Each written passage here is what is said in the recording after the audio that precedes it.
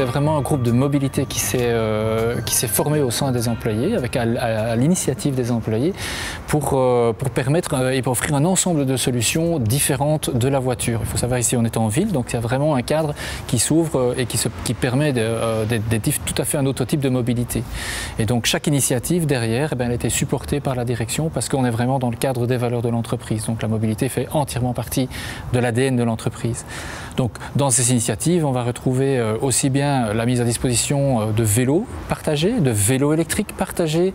On va retrouver la mise à disposition de douches pour les gens qui viennent en vélo. On va retrouver une plateforme de carpooling pour les gens qui viennent de plus loin pour pouvoir partager et avoir l'avantage aussi, quand on fait du carpooling, d'avoir des places de parking réservées. Donc il y a à chaque fois un avantage pour chacune des personnes qui participent. On a aussi des voitures partagées pour aller en ville, des voitures électriques partagées pour aller en ville. Et donc chaque fois, chaque initiative est proposée et alors aménagée et rendue possible par le management. Je n'ai pas ma place garantie, donc personnellement moi je fais partie d'un système de parking partagé et donc on a un certain nombre de places qu'on partage avec un certain nombre de personnes et donc 1 ou 2 jours par semaine je sais que je n'ai pas de parking, donc je dois trouver une solution alternative pour venir au bureau. Je vais prendre le train, je vais prendre une moto, je vais prendre d'autres moyens. J'habite un peu loin pour venir à vélo, mais sinon je le ferai très très volontiers, mais ça veut dire que tout le management fait partie de ces systèmes. C'est la même chose pour notre CEO, fait aussi partie du même système de parking partagé et donc aussi n'a pas son parking assuré tous les jours, loin de là.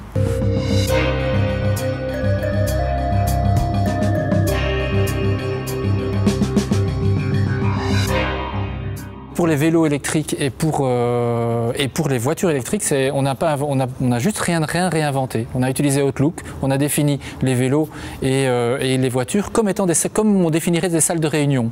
Et donc on peut réserver dans son Outlook directement la salle de réunion, plutôt que la salle, ce sera cette fois-ci j'ai besoin d'une voiture électrique, donc parce que je ne vais pas trop loin, donc je vais choisir ce mode-là. Je vais tout près, ou bien c'est encore plus facile, je vais prendre un vélo électrique ou je vais prendre un vélo.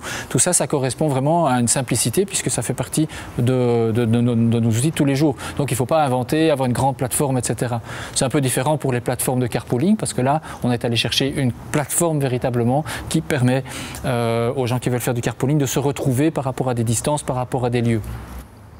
On a décidé vraiment de donner une garantie de retour, d'une manière ou d'une autre, de s'assurer que quelqu'un qui est venu en carpooling va pouvoir rentré chez lui. Soit c'est un frein qui diminue très fort, ça n'arrive quasiment jamais. Mais c'est typiquement les choses qui n'arrivent jamais mais qui freinent les gens pour faire du carpooling. Donc en cassant cette peur, on permet vraiment de partir en carpooling le matin, l'esprit tranquille. Il y a un ensemble d'avantages, effectivement, un avantage fiscal, il y a un avantage par rapport aux transports en commun qui sont remboursés, il y a des choses financières, il peut y avoir des avantages financiers, des avantages pratiques dans toute la vie de tous les jours. Donc on n'a pas assez de parking pour tout le monde, c'est un fait, on est en ville.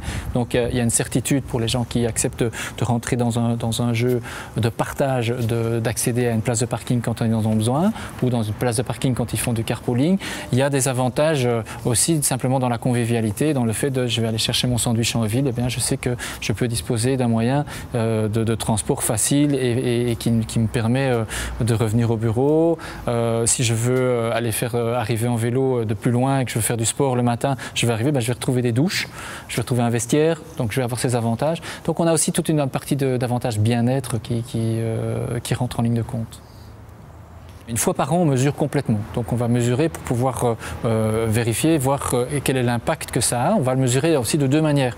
On va le mesurer d'une manière vraiment factuelle par rapport à l'utilisation, par rapport au nombre de gens qui utilisent les moyens alternatifs à la voiture pour venir. Et puis on va le mesurer aussi dans les enquêtes de satisfaction des employés, puisque en fait le fait de proposer des solutions de mobilité, le fait d'ouvrir vraiment un éventail et des avantages par rapport à cet avantage a un impact très positif sur la satisfaction des employés.